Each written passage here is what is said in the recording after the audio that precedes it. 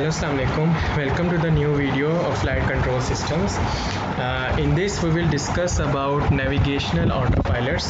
हमने पहले सिंपल मतलब कि ऑटोपायलट्स हमने डिस्कस किए. उससे पहले हमने स्टेबिलिटीज़ को डिस्कस किया. लॉन्गिट्यूडनल स्टेबिलिटी क्या होती है, डायरेक्शनल स्टेबिलिटी क्या होती है, और इसी तरह लेटरल स्टेबिलिटी क्या होती है.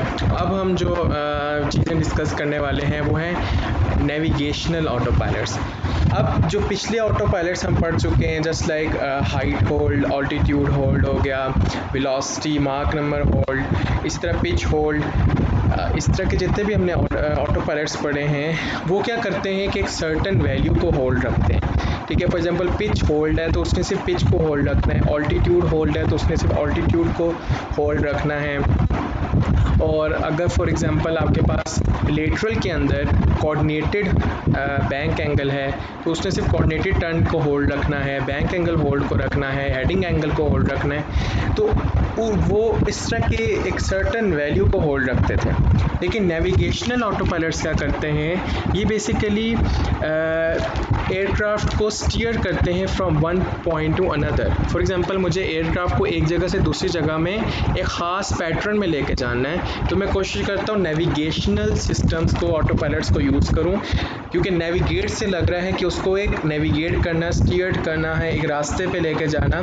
तो ये काम करता है नेविगेशनल ऑटोपायलट. इसके अंदर भी ऑटोपायलट जो हमने पिछले पढ़े हैं वही इस्तेमाल होते हैं, उसी तरह का प्रोसीजर होता है. बस ये होता है इसमें कुछ चीज़ें कॉम्प्लेक्स हो जाती हैं, थोड़ी सी और चीज़ें आ जाती हैं. और इसके अंदर भी ज़ाहिर सी बात है दो तरह की चीज़ें होंगी एयरक्राफ्ट के अंदर, लॉन्गिट्यूडनल और लेटरल. यही दो चीज़ें होती हैं एयरक्राफ्ट में. और लेटरल और डायरेक्शनल, ठीक है, लॉन्गिट्यूडनल, लेटरल एंड डायरेक्शन, यही तीन चीज़ें होती हैं. तो इन्हीं के ऑटोपायलट्स भी होते हैं, इन्हीं को हम डिस्कस भी करेंगे वन बाय वन अपने इसमें. तो सबसे पहले लॉन्गिट्यूडनल और लेटरल. लॉन्गिट्यूडनल में सबसे पहले आपके पास ग्लाइड स्लोप और फ्लेयर मोड आते हैं. लेटरल में लोकलाइजर एंड VOR. लॉन्गिट्यूडनल में आज हम जो डिस्कस करने वाले हैं वो है ग्लाइड स्लोप. अब ग्लाइड स्लोप और फ्लेयर मोड क्या, ये हम आगे भी बताऊंगा, हम आपको डिस्कस करेंगे. और इसी तरह लोकलाइजर और VOR. ये आपके पास चार किस्म के ऑटोपायलट्स हैं जो नेविगेशनल जो यूज़ होते हैं इन रियल लाइफ और डेली लाइफ. जो एक्सपेरिमेंटल जो आपके पास होते हैं वो ये यूज़ होते हैं. और इनके हम बेसिकली सिंपलेस्ट अजम्पशंस बेस करेंगे हम काम इसमें, और कुछ भी नहीं. और इससे रिलेटेड हम इसको डिटेल से अभी डिस्कस करते हैं कि ग्लाइड स्लोप क्या होता है. ग्लाइड स्लोप होल्ड जो बेसिकली ऑटोपायलट है, ये बेसिकली जितने भी हम ऑटोपायलट्स पढ़ेंगे नेविगेशनल, ये सारे ILS अप्रोच होते हैं. What is ILS approach?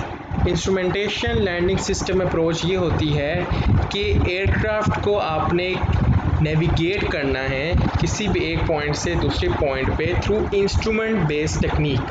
ठीक है, जिसके अंदर रेडियो सिग्नल्स आ जाते हैं. रेडियो सिग्नल्स की मदद से आप क्या करते हो कि रनवे में जो आपकी थ्रेशोल्ड होती है रनवे, उसमें आपके पास ट्रांसमीटर लगा होता है. वो ट्रांसमीटर सिग्नल्स ट्रांसमिट करता है और एयरक्राफ्ट में एक रिसीवर लगा होता है, वो उसको रिसीव करता है और चेक करता है कि एयरक्राफ्ट किस तरह किधर जा रहा है. तो ये बेसिकली इंस्ट्रूमेंटेशन के थ्रू, इंस्ट्रूमेंट्स के थ्रू आप एक लैंडिंग अप्रोच कर रहे हैं. ये ज़्यादातर लैंडिंग के थ्रू होती है कि आप इंस्ट्रूमेंटेशन के थ्रू लैंडिंग टेक्निक्स करें, आप लैंडिंग के पास इसको ले जाएं.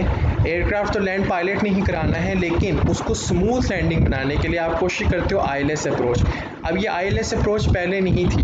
पहले लोग चार्ट्स देखते थे, टेबल्स देखते थे, हाँ ये इस अप्रोच में जा रहे हैं, इस अप्रोच में जा रहे हैं. काफ़ी ज़्यादा एक्सीडेंट इसी वजह से हुए एयरक्राफ्ट में कि उनमें ये वाली अप्रोच मौजूद नहीं थी. तो इस अप्रोच से काफ़ी एक्सीडेंट्स कम हो गए. जस्ट लाइक आपके पास कुछ प्लेन एरियाज़ में तो इतना मसला नहीं होता, लेकिन कुछ ऐसे एरियाज़ होते हैं जस्ट लाइक माउंटेन्स होगी उस साइड पे, जस्ट लाइक नेपाल वाली साइड पे माउंट एवरेस्ट, वहाँ पे हिमालय का सिलसिला है, वहाँ पे माउंटेन्स बहुत ज़्यादा हैं. तो क्या था, पहले ये ILS अप्रोच नहीं, वो चार्ट सिस्टम्स होते थे, चार्ट वगैरह देख के वो देखते थे आपकी अप्रोच क्या है, तो उसमें एरर होता था, ह्यूमन एरर होता था, उसकी वजह से काफ़ी एक्सीडेंट होते थे. ILS अप्रोच में क्या होता है कि आपके पास एक प्रिसाइज अप्रोच हो जाती है कि आपके पास ट्रांसमीटर है रनवे के साइड पे और वहाँ पे वो सिग्नल्स फेंकता है और वो रिसीव करता है एयरक्राफ्ट, और वो उस हिसाब से देखता है कि एयरक्राफ्ट किधर जा रहा है, नेविगेट की, जिससे नेविगेशन का बहुत ज़्यादा फ़ायदा हुआ। और ये आईलेस अप्रोच फ़ायदा इसलिए भी देती है कि अगर for example poor visibility condition है, एयरक्राफ्ट ऐसे तो क्लियर विजिबिलिटी कंडीशन में उसको ज़रूरत नहीं है, वैसे लैंड कर जाएगा, लेकिन अगर स्टॉर्म है, स्टॉर्मी वेदर है, उस केस में क्या होगा, आईलेस अप्रोच होते हैं कि वो पुअर विजिबल कंडीशन में वो ईज़िली जो है वो एयरक्राफ्ट को लैंड करा देता है। तो ये बेसिकली लैंड नहीं कराता, ये क्लोज टू द लैंडिंग, ठीक है, जिसको हम फ्लेयर कहते हैं। आज हम फ्लेयर मोड का भी मैंने बताया था, फ्लेयर मोड क्या करता है, फ्लेयर मोड बिल्कुल एयरक्राफ्ट को फ्लेयर कर देता है। फ्लेयर आपको पता है, जब रनवे से एयरक्राफ्ट बिल्कुल अपने आप को हॉरिजॉन्टल जो है बिल्कुल अलाइन करके बिल्कुल रनवे को टच करने लगता है, वो फ्लेयर मोड होता है। और ग्लाइड स्लोप क्या होता है, ये मैं आपको बताता हूँ।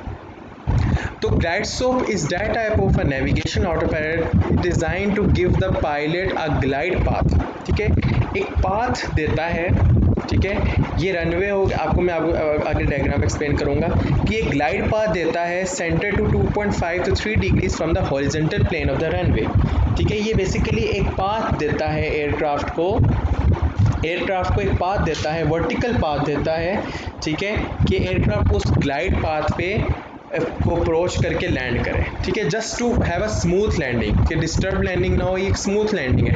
एयरक्राफ्ट उस ग्लाइड पाथ से ऊपर भी चला जाएगा तो वो लैंडिंग ठीक नहीं होगी। तो अब क्या होता है, ये मैं आपको बताता हूँ। This is the threshold runway, और ये रनवे का जो बेसिकली 1000 फीट के बाद ये एक ट्रांसमीटर एंटीना लगा होता है, ठीक है। अब ये ग्लाइड स्लो पाथ है, ये एयरक्राफ्ट आ रहा है और ये एयरक्राफ्ट को बेसिकली इस ग्लाइड स्लोप को अगर ये फॉलो करते हुए आएगा और फॉलो करते हुए ये लैंड करेगा तो ये बेसिकली एक स्मूथ लैंडिंग होती है। तो बेसिकली सारे एयरक्राफ्ट इस ग्लाइड स्लोप को ही फॉलो करते हैं, और ये बेसिकली 2.5 से 3 degree horizontal above the runway ये एक पाथ होता है। 2.5 से 3 degree from the horizontal plane of the runway, ये हॉरिजॉन्टल प्लेन है, और यहाँ से 3 डिग्री तक अप्रॉक्सीमेट 3 और 2.5 डिग्री ये एक पाथ होता है। ये एक आपके पास अप्रॉक्सीमेट पाथ बनाया गया है, मैंने आपको बताया आईलेस अप्रोच है, काफ़ी ज़्यादा सिस्टम्स करने के बाद ये अप्रोच बनाएगी।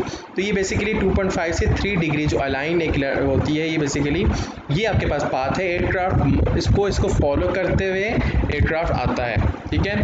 अब ये जो आपके पास ट्रांसमीटर है, ये एंटीना है, ये एंटीना सिग्नल्स फेंकता है जस्ट लाइक डिफरेंट फ्रीक्वेंसी के 90 हर्ट्ज एंड 150 हर्ट्ज, ठीक है। अगर एयरक्राफ्ट ग्लाइड स्लोप से ऊपर की तरफ है तो एयरक्राफ्ट जो रिसीवर होगा वो सेंस करेगा 90 हर्ट्ज, और वो एरर जनरेट होगा, वो एरर करेक्ट करेगा और एयरक्राफ्ट वापस इस पाथ को आ जाएगा जहाँ पे ये दोनों फ्रीक्वेंसीज की बैंड में बीम जो है वो टच कर रही है। और ये अगर एयरक्राफ्ट ग्लाइड स्लोप से नीचे है तो उसको 150 हर्ट्ज की रिसीविंग होगी, और वो उसको क्या करेगा, ऊपर की तरफ एयरक्राफ्ट को ऊपर की तरफ कर देगा, पिच अप कर देगा, ताकि एयरक्राफ्ट ग्लाइड स्लोप के पाथ को फॉलो करे। तो just to have a smooth landing, ये आपके पास glide slope is the best approach.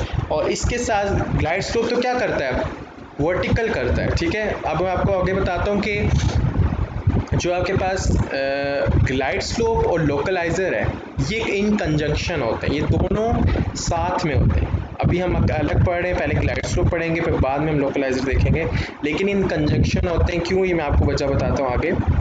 ये आपके पास ट्रांसमीटर है और ये रनवे से 1000 फुट की दूरी पे होगा, जो बेसिकली एक बैंड विड्थ बेसिकली आपके पास फ्रीक्वेंसी जो 50 है 90 हर्ट्ज और एक रेंज बनाई हुई है, उस रेंज पे ये आपके पास फ्रीक्वेंसीज ट्रांसमिट करता है।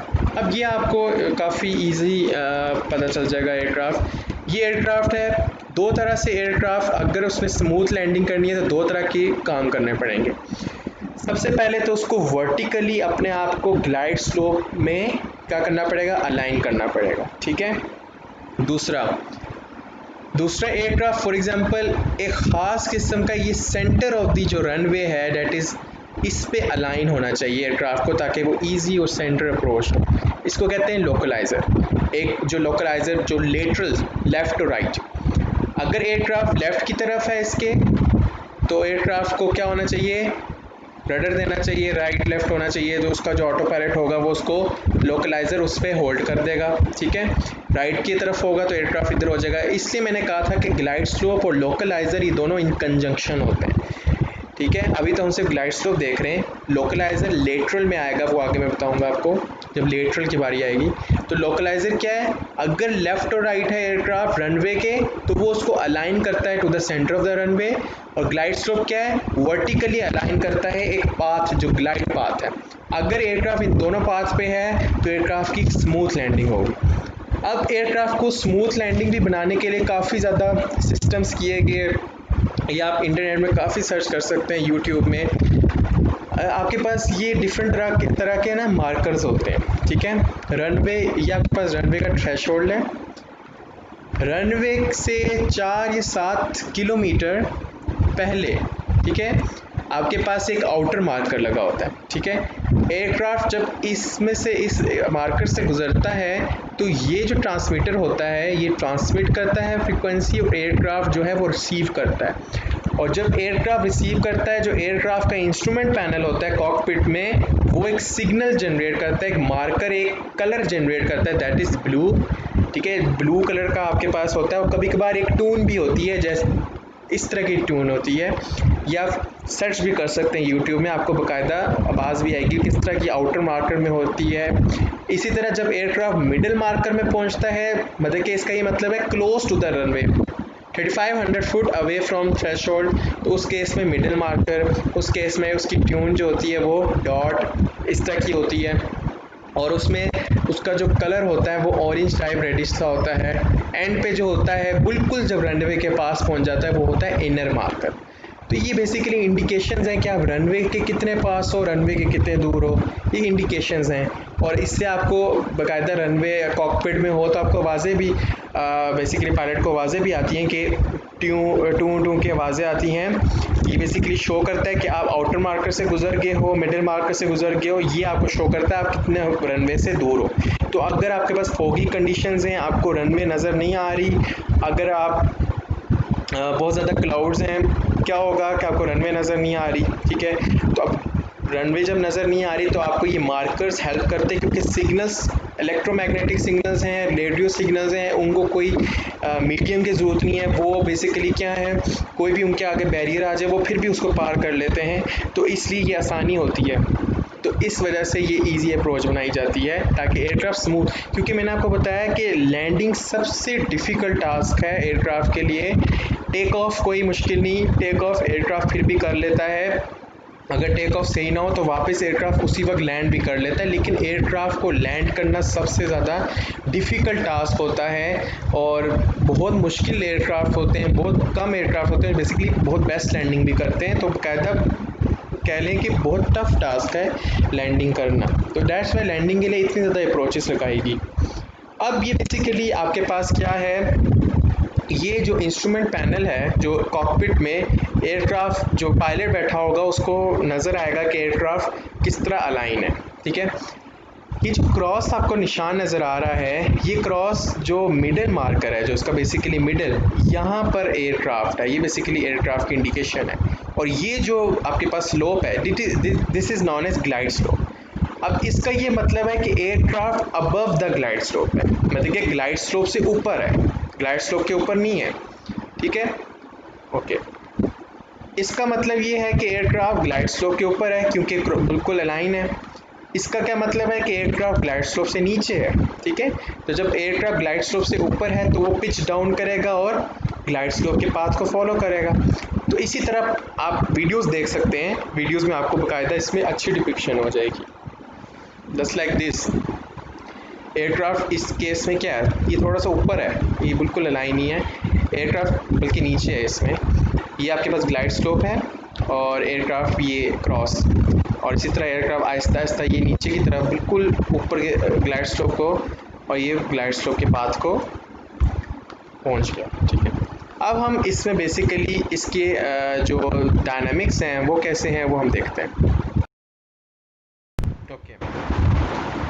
अब इसकी डायनामिक्स जो बेसिकली अब मैथमेटिक्स में आ जाएंगे थोड़ी सी, लेकिन मैं आपको ये चाह रहा था कि आपको इसका कंसेप्ट क्लियर हो कि ग्लाइड स्लोप है क्या।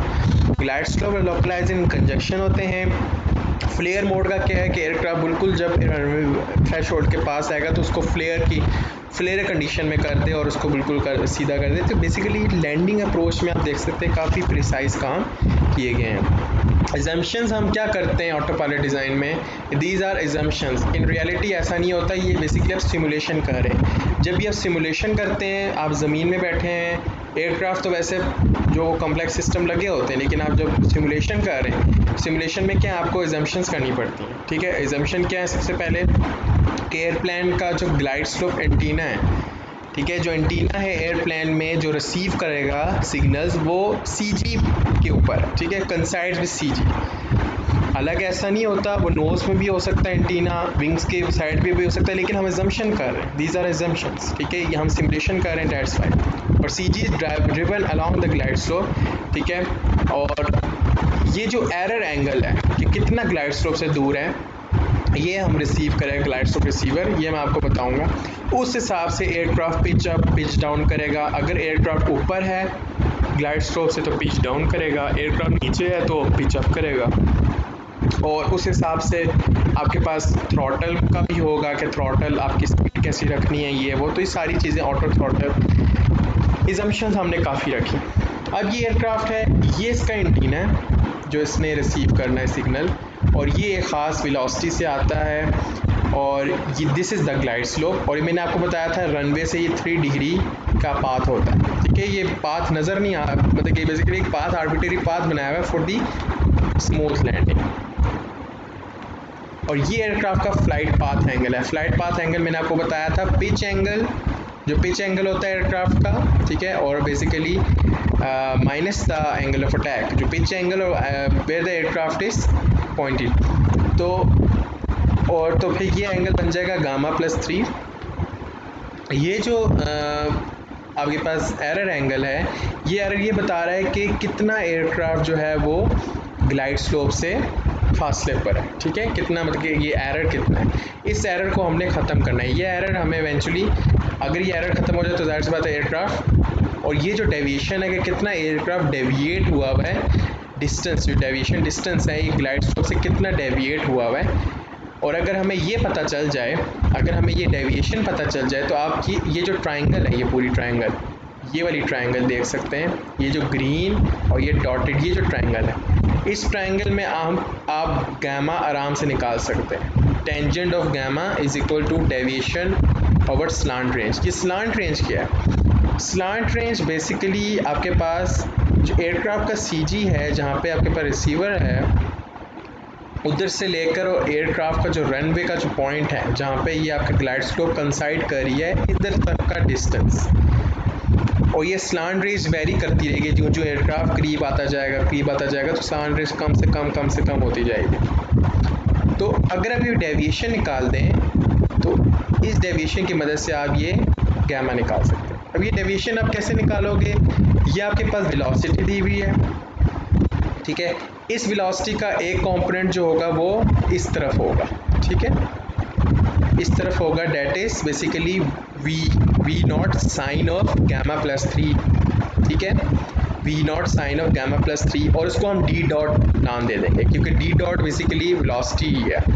उसको जब इंटीग्रेट करेंगे तो हमें डेविएशन मिल जाएगी, जब डेविएशन मिल जाएगी तो फिर हम आसानी से गामा निकाल देंगे। ये इसकी मैथमेटिक्स में आप डिटेल से वैसे जा सकते हैं, लेकिन मेन चीज़ आपको कंसेप्ट होना चाहिए। अब आप देखते हैं कि D dot is equal to V naught sine gamma plus 3, ये आपको मैंने बताया, और ये बेसिकली इसको रेडियन में करने के लिए किया है। स्मॉल एंगल है तो साइन की जगह हो जाएगा V naught gamma plus 3 pi by 180, और जब इसको आप इंटीग्रेट करेंगे तो आपको डेविएशन का डिस्टेंस मिल जाएगा, डेट इज इन लैप्लास वो ये हो जाएगा, ठीक है, V naught over S gamma plus 3 pi by 180 deviation distance. और इस डेविएशन डिस्टेंस को आपको पता है गामा एरर एंगल क्या होगा, डी ओवर आर, तो डी आपको पता चल गया। इसको जब आप मल्टीप्लाई करेंगे 1/r से या 1/r से डिवाइड करेंगे तो आपको एरर एंगल मिल जाएगा। यही एरर एंगल आपको पता होना चाहिए जो एरर एंगल कितना है। अगर ये एरर एंगल आपको पता होगा तो फिर आप इजीली इसको निगेट करेंगे थ्रू अ सिस्टम, और हम ये ऑटो पायलट बनाते हैं सिमुलिंग में। अगर आप इसको मॉडलिंग करना चाहें तो आप इस तरह करते हैं। कैसे करते हैं ये आपको मैं डिटेल से बताता हूँ।